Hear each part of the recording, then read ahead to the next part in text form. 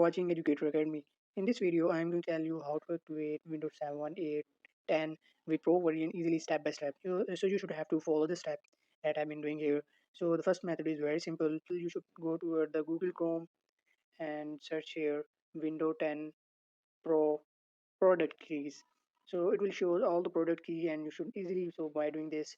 So here is all the keys for Windows 10 as well as Windows 10 Pro version, and you can see window is not activated in my laptop. So you should copy this product key, and in setting of activation window you should paste here the key that I haven't copied there, and then click next and then click activate. So it will activate my window 10 Pro version.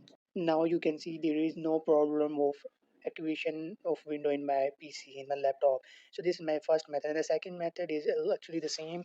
So you should go to the command prompt and then open command prompt and then write here slmrg dot vbs slash and then dlv and then press enter. So now after pressing enter, it will show all the windows separate window product key and everything. So now you can see everything about my window has been shown here.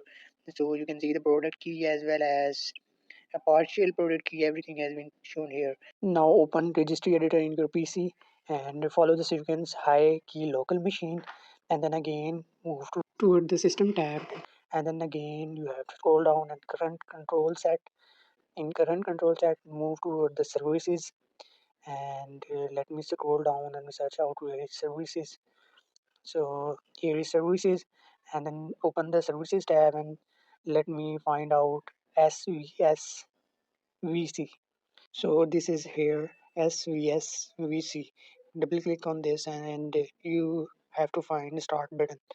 So double click on start button and you have value name and value data. Put the value data for here and let me save and again restart your PC, and you can see after restarting everything of about your Windows problem activation has been updated.